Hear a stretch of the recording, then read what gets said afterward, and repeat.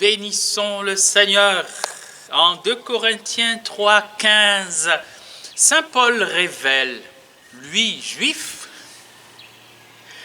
devenu chrétien, ancien persécuteur de l'Église, il n'y a qu'à regarder Actes chapitre 6, chapitre 7.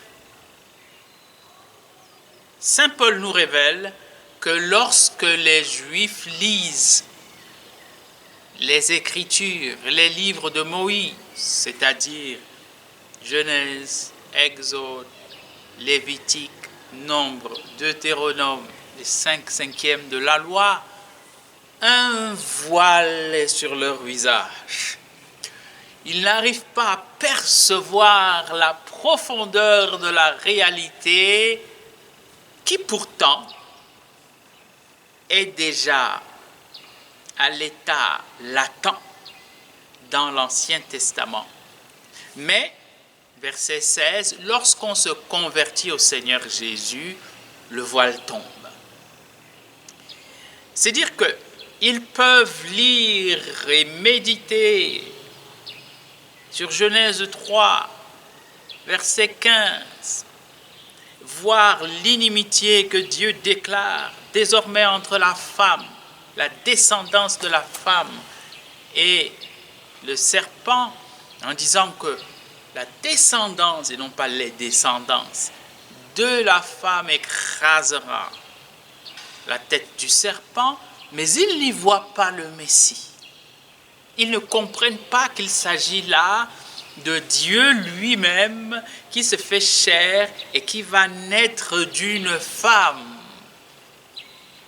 Si bien que lorsqu'ils entendent, voici que la Vierge concevra et qu'elle enfantera un fils. Lorsqu'on l'appelle Dieu fort, Père à jamais, ils ne comprennent pas qu'il s'agit de Dieu fait homme. Ils peuvent bien lire Genèse 14 et voir Melchisédek venir au-devant d'Abraham,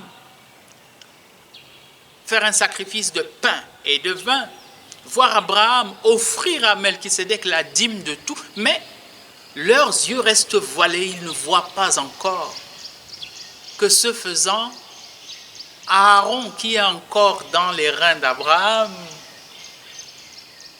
et qui sera le grand prêtre, est en train lui-même de donner la dîme à quelqu'un d'autre, à un autre prêtre, attestant ainsi un autre sacerdoce plus grand que celui d'Aaron, qui n'a ni début ni fin, comme Melchisédek, Melech, Sadek, roi de justice, roi de Salem, donc roi de paix.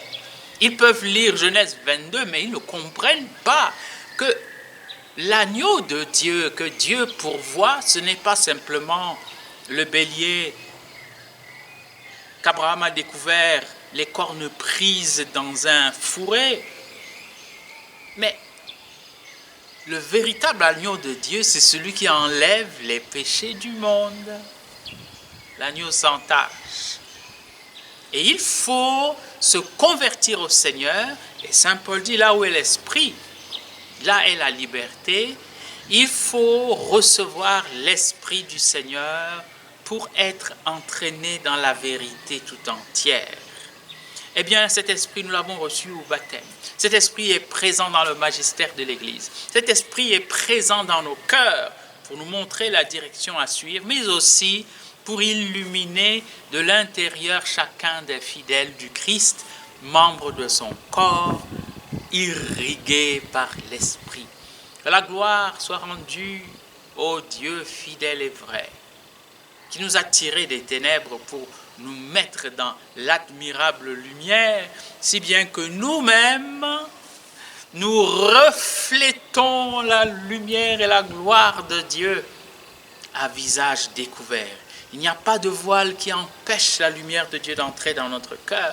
Il n'y a pas de voile sur notre visage qui empêche que le monde voie la gloire de Dieu, l'homme debout. Bénissons le Seigneur.